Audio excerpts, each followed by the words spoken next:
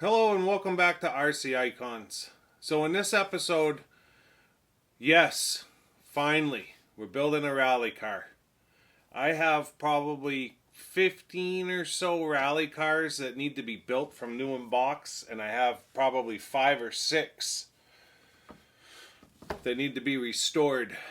At some point, we're going to build a 959 from new in box, but that's not for today. I need to relish those builds, right? I don't want to just jump in to a 959 as cool as it would be to just break that kit open. I only get to build it once, so I was looking through my rally cars and I almost picked up the 99 on the TT01. That's too new. That's way too new. I do have one to build on the show at some point, but it's just too new.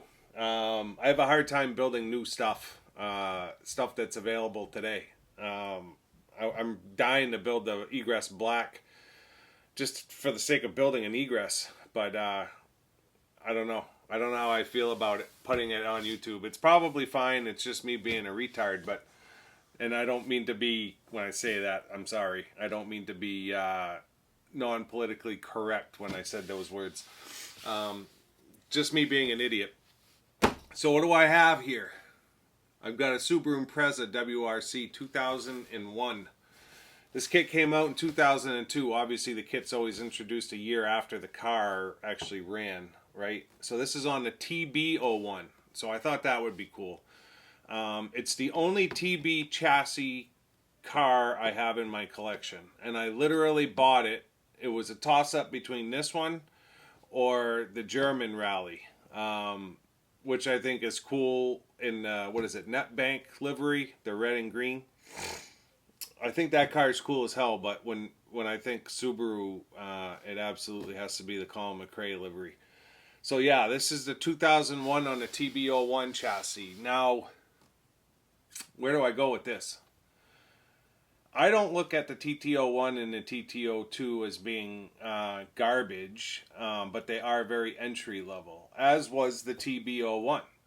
So this kit was produced in 2002, but the TB01 chassis started its life in 1999. With that being said, they only did 10 cars total on the TB01. They had a TB02 and a TB03, and they did TB Evolution 4, Evolution 5, I think all the way up through Evolution 8. So they did do a lot with the TB line, being their on-road line, so to speak, in the 2000s. But I just look at what you got in the TB chassis versus the TT chassis, and it's night and day. So for those of you that aren't familiar with the the TB chassis, this is going to be a great video for you. So this kit, 58271, like I said, it was produced in 2002, came fully ball raced, this kit. Shaft driven, 4-wheel drive. The TBs are known for having a very low center of gravity, which made them handle unbelievably. And it's all metal. That's the difference. TT01, TT02, you've got plastic gears, plastic drive shafts, all metal drive shafts, all metal gears. Night and day difference. This was the entry level chassis back in the 2000s, right? But you got full ball bearings. You got, not that they did it with all of them, but this one, full ball bearings and all metal components. Whereas now you buy a TT01, you get no ball bearings and it's all plastic. Not to say it's not good, it's just different. I have a tendency to like the TT01 Type E more than the TT01 itself. I don't have a lot of TT01s and TT02s, although I do have them.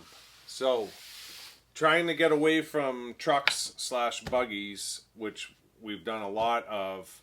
We still have not done a touring car, although I have a TB05R chassis that I built that I'm currently working on a body for that you will see on the show at some point. So I've got the TB05R, which is like full TRF car. It's like, forget about it. That's a video you're not going to want to miss. But this one is the TB01 that I have in the collection. So let me bring the camera over. We'll take a look at the kit as it is, and we'll break it open and start building it.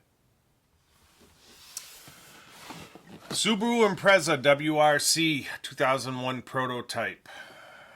4-wheel drive high performance rally car. Look at that. Can you read that?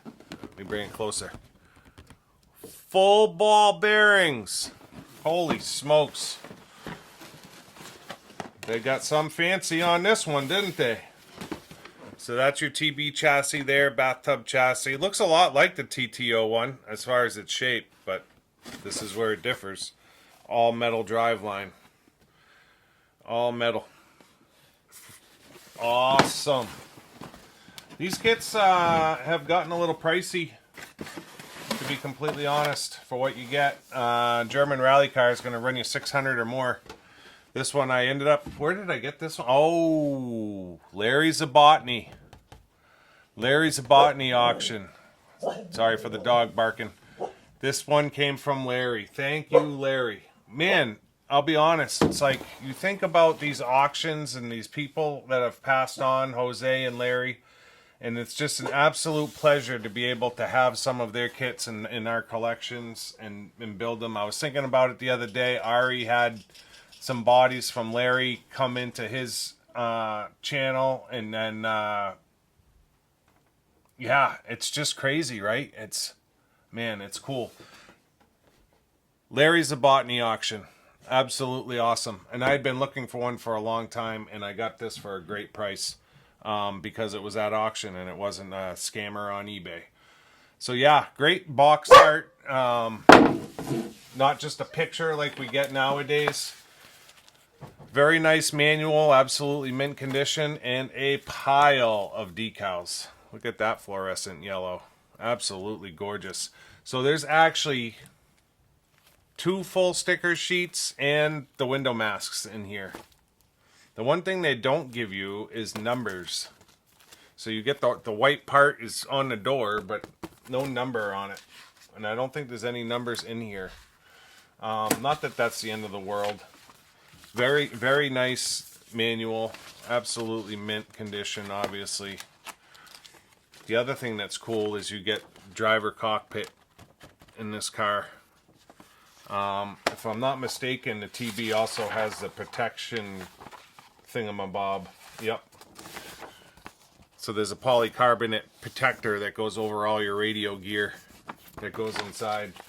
So that's cool. This will be the first Subaru that I build. A little bit of a presentation. You know, not blister packs, but definitely a cooler kit from back in the day. So we've got our spoiler already painted up in the metallic blue. That's cool. You don't have to paint it. Sorry for the noise. There goes the aerial. We've got our Impreza body. Absolutely gorgeous. Here's our protector. And that's what the body cockpit actually mounts on. Just stuff you don't get anymore, you know? You just don't get this kind of stuff anymore. We've got our chassis with foam. Right? Oh, I just saw the wheels and tires there put together. Absolutely gorgeous. We've got all our parts trees. Check this out. How do you get them out? Look at those babies. Yeah, that's what I'm talking about. So our wheels and tires are already assembled. What else we got in here? Couple of plastic spur gears. Looks like a 55 tooth, a 58 tooth, and a 61 tooth plastic spur. The rest of the driveline is metal. Our drive shaft is in here, I think. Is that what that is? Yes. Look at that. is your drive shaft. Awesome. It's got some weight to it. And then the rest of our fixings. So I'm going to put the stuff in here that I don't need right away. Leave the wheels and tires in there. I'm going to put the body back in here.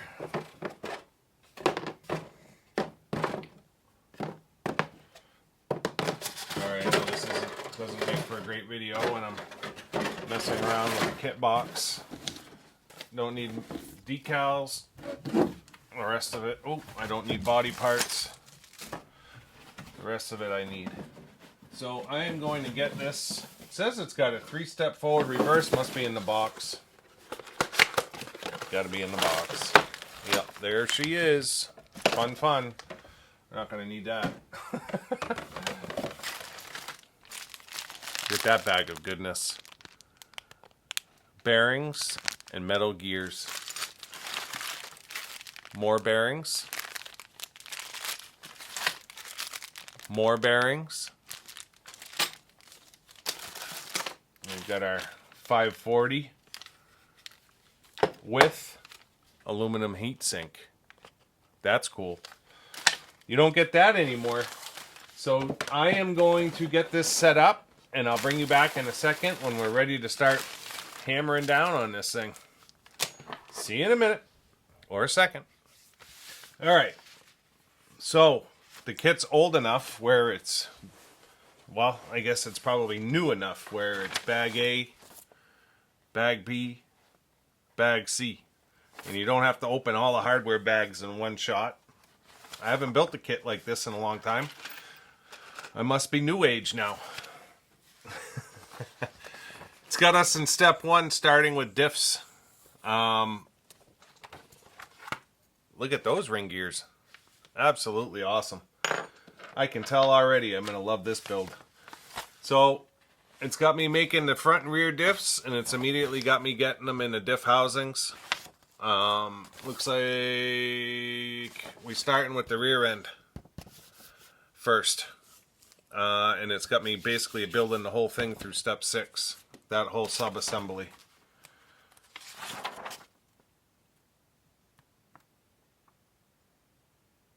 Yep, the whole rear end, and then it looks like the rear end gets mounted to the chassis, and then we go to the front end, potentially. So, I'm going to get started here, and I will bring you back as I am showing you things. See you in a second. Alright, so we've got one diff made. Grab some cups here. We'll throw those in just for good measure. So we've got one greased up, made up, ready to go. That's what it looks like done. So inside the housing, you've got your yoke gear, and then you've got your diff with bearing on either side, and there's a bearing on the other side of that housing as well. Drop your diff in, give her a quick spin, make sure she's free. And then it's just a matter of screwing the cap on. 4 10mm self-tappers. Holds that puppy on.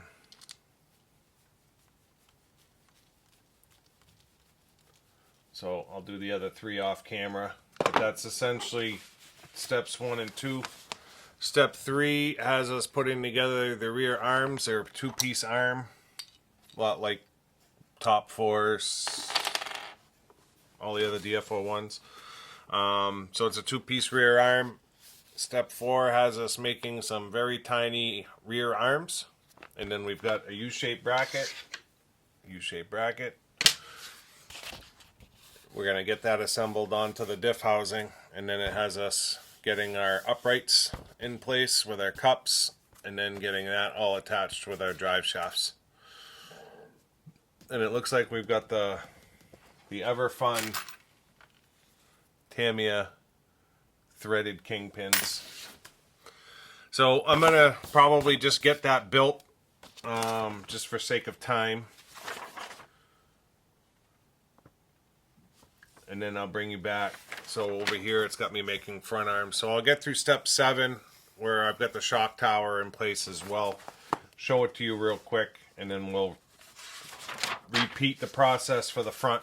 So I'll see you in a second with a rear axle assembly complete. Alright, so we're through step 7 with the rear end. I gotta be careful because it's just pinned in for now. Drive shafts are in. Everything feels great. Shock tower's in. So that's essentially what it's supposed to look like. Step 8, repeat, repeat, repeat. Except we have steering, repeat, repeat, new. See you after I'm done step 12. Because it's exactly the same except we have steering. So this is our repeat and repeat axles. So that's your front gearbox, obviously with your steering, shock tower. That was the rear one we saw before. Step 13, we're going to get into prepping the chassis and getting the steering mechanism in place. 14, building up some steering arms. 15, getting the servo. 15, 16, servo, and looks like getting the motor ready to go. So I will keep pressing forward, and I'll see you in a second. Alright, I've been kind of pecking away here. I'm sorry, it's the next day and my voice is a little raspy. I had to use it quite a bit this morning. So it's a Saturday right now. So today is the January 7th. My first Dynastorm video went out this morning.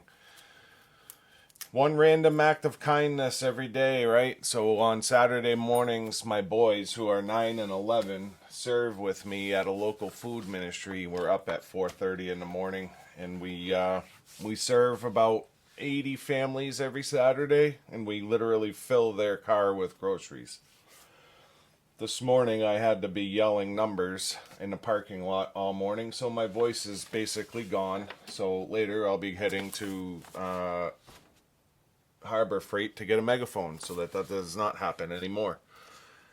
But now that I'm home, in the midst of answering comments, I figured I would get going here again on the TB01. So since I left you last, I'm not sure if I showed you this, but I put the steering linkage together. Very simple. It had me put a foam dust protector in here. So the TBs, especially the rally car TBs, were very dust conscious, I guess is what I would say. So, let's snap that on there. So there's a dust protector here to keep dust from getting down in this steering mechanism. That's not going to move now because I just hooked that up. I just put a foam dust protector here, which is where essentially the motor is going to go here in a second. That's going to drop down in, and it does tell you to bend the tabs down on the wires. So I got the servo centered up. Let me show you the directions. I got the servo centered up. I got the servo saver put on, got the servo mounts put on, got that bolted in, and then it's got me working here on the motor mount, which is a funny U shape, kind of like the TT02, but bigger. So that is that. This is running, I believe, what's the pinion here? 16 tooth pinion. It's got this little doohickey that slides in. That's the drive shaft port. So it had me get that mounted up with the 12 and 6 o'clock position for the 16 tooth pinion. And then obviously there's other pinion settings on that motor mount. And then it has me get together my beautiful TB01 metal drive shaft with a 61 tooth spur that's pinned on. Try not to lose it. So there's just a drive pin that slides through. Right? Oh, almost lost it. And then the spur just snaps over it. One bearing. That's supplied, by the way. Now we need to slide this through that motor mount it's going to mesh up with the pinion, and it's going to slide back through this hole. So essentially what's going to happen is this.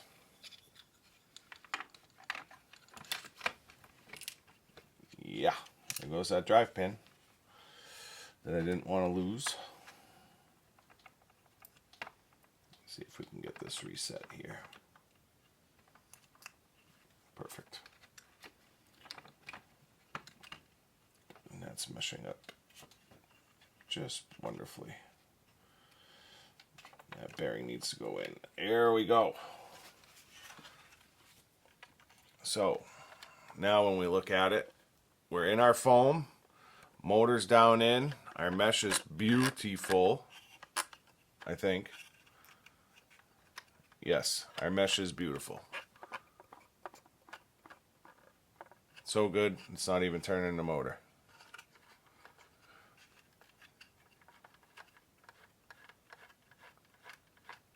Yes, it's good. So now that that's in position, it's going to have us slide in our rear end.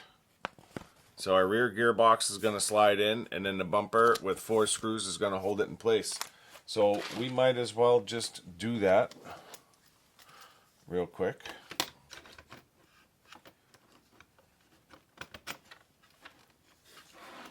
Just like that. Very simple. I always do this. Did this with the Falcon. Compartmentalized. Compartmental. Very compartmental. I speak their good English. F1 with 3x12. So hope I wasn't using those screws in the wrong places earlier. Why? These are going to be my 12s here. I think.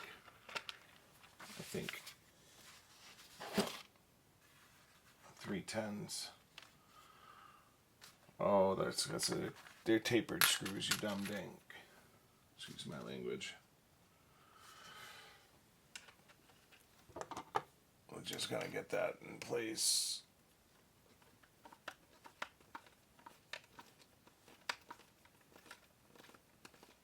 Go in there.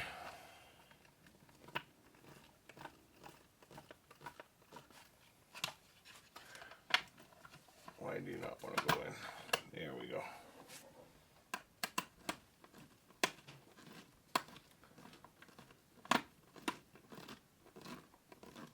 Something's not right. Something is not right. Are we not lined up here? We are lined up. So what's the problem?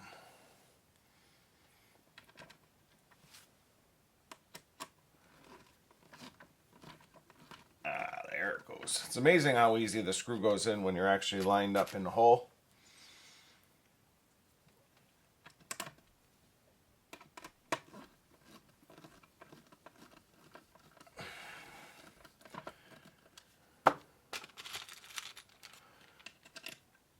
I know this doesn't make for great video, and I would chew the fat with you, but like I said, my voice is gone, so. 4 screwy woozies. That's number 4. And the rear end is on. The gear mesh is good. Oh, just pulled that motor mount right out of there. You are a true professional, Keith. You might want to put those 2 3x10 screws in the bottom that hold that motor in place, you dummy.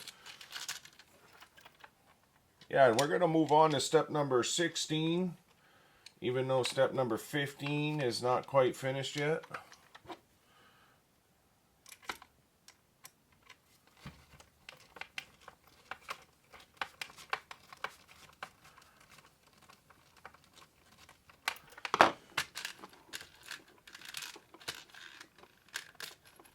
Come on.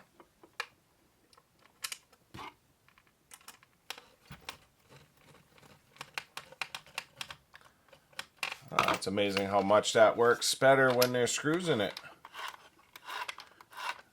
And we've got turnage on those axles. Mesh is good. Rear end's in. And our little dust protectors are kind of doing their job. Big hole underneath. I don't know. I don't think there's a cover that covers that either. I think it's supposed to let air out. So we're going to move on to getting the front end in place. Looks like there's another dust protector. Must be right here. Oh, would you look at that?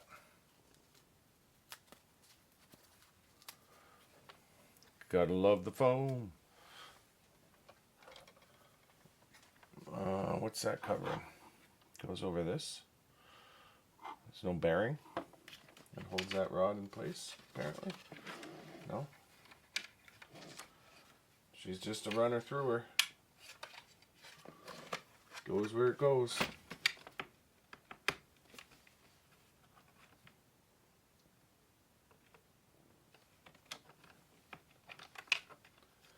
Not sure if you're supposed to tuck that in there. Well, regardless, 4 more 3x12s. I think I used the wrong 3x12s. They were even 3x12s. 1, 2, 3, 4. The question is there any left? There is not. So it looks like I used the right ones. 3x12. Another bumper.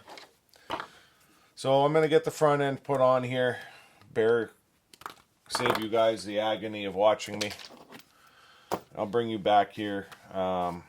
It's got me putting a couple of covers on. I guess I can show you.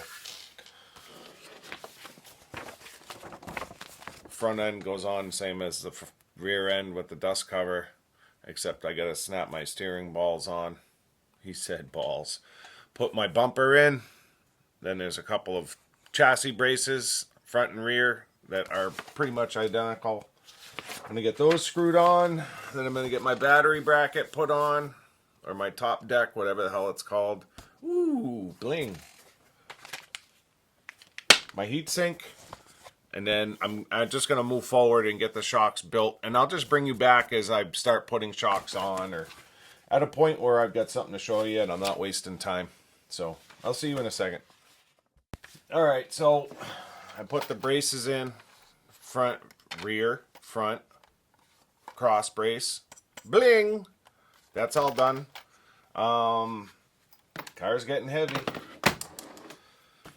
Starting to put the shocks together, and I figured I'd show you. It is a welded piston, right? So we're just shoving her through. It looks like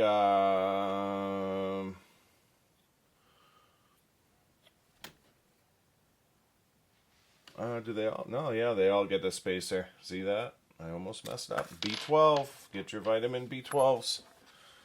So we need a little shot of B12 here, which is going to be this one. And this one. Looks like it's about 6 mil. We'll check it on our checker. 5 mil spacers. Checker doesn't lie.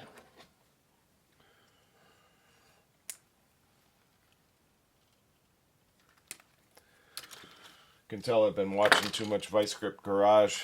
Starting to talk like him. Like Derek. If you've never seen Vice Grip Garage, it's hilarious. So we're going to shove 4 of these things into the other things.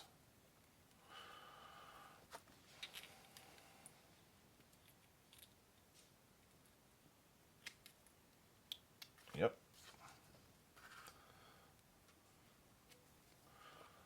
Just like that. And then we're going to use our other thing to hold that thing and put the last thing on.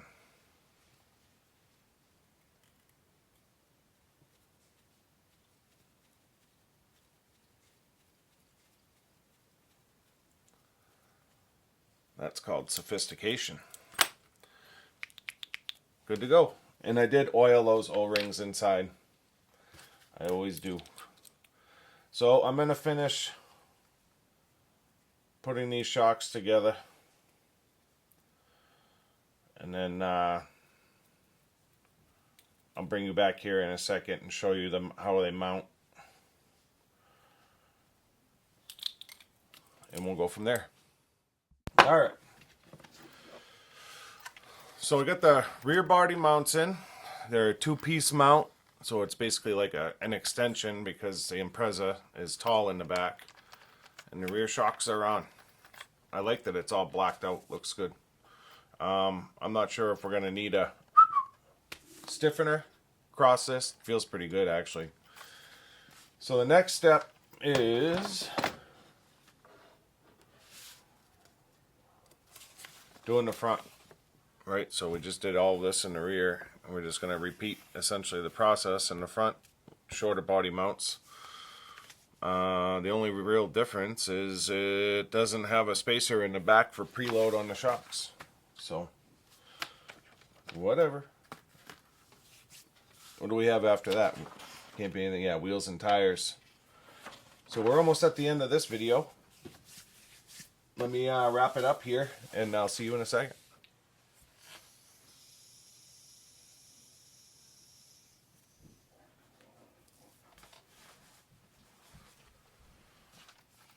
So, now she's looking like a rally car. Feels great. I am psyched to run this one.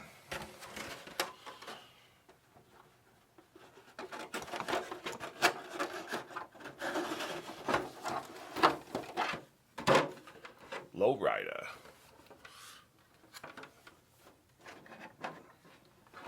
That thing is gonna be sick. So yeah, we're getting there. Of course, it's got all kinds of holes for the spoiler and everything else. Thin, very thin, even for 2001. This obviously gets cut out and sits over this whole mess, plops right down, and becomes part of, it's in the box, the driver figures mount to this. Covers all your electronics, your battery. So that's cool. So that is the end of the chassis. In the next video, we'll start with the drivers, protector, get that mounted up, and we'll get the whole body obviously painted and detailed up. Hood scoop and spoiler, mirrors, all kinds of fun stuff. So let me get this mess cleaned up and I'll bring you back for a closing. And I can rest my voice the rest of the day. So that's going to do it for this episode of RC Icons with the 2001 Subaru Impreza WRC on the TB01. Special thanks to the Zabotny family. I know we, in this community of RC lovers, you know, we feel your loss, but we thank you for letting Larry's collection go into the hands of people like myself and other YouTubers out there so that we can enjoy these cars. I honestly don't know that I would have tried to pull the trigger on one if it didn't happen in Larry's auction. It was just the right time, right place, right price, right? So these kits are definitely on the rare side now, being you know, 21 years old, and you know, they just command a high price. You're talking 600 or more.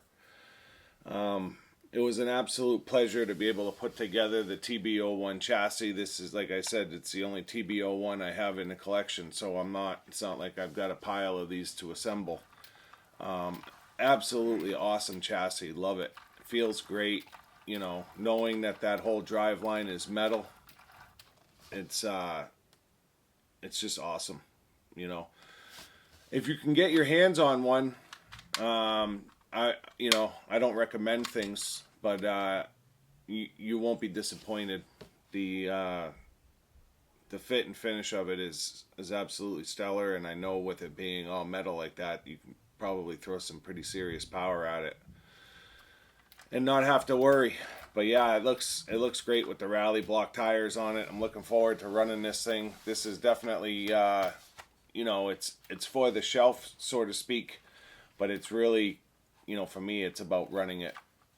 This particular car, I really want to get it out and get it throwing some dirt. So we'll keep it looking nice and fresh, but at the same time, we're gonna run it the way it was meant to be run. So if you're not already subscribed, make sure you subscribe and turn on your notifications so you don't miss the video of us doing the body, all the detail work, and getting this thing looking like this. But also, I don't want you to miss the running video. So let me know in the comments, did you have a TBO one? What do you think of the TBO one? I mean, like I said, I built a TBO 5R, but that's completely different. You know, what are your thoughts on the TBO one? What are your thoughts on the TTO one? You know, obviously went from this to the TTO one. That was their entry grade, so to speak, chassis. Boy, the thing feels good. Yeah, I mean, things are completely different today, but plastic technology is different as well. So, not that there's anything wrong with the TT series, it's just this is a different time, different place, and, you know, the quality is obviously totally different. So you'll have to let me know in the comments what your thoughts are. And until next time, we'll see you soon. Thanks.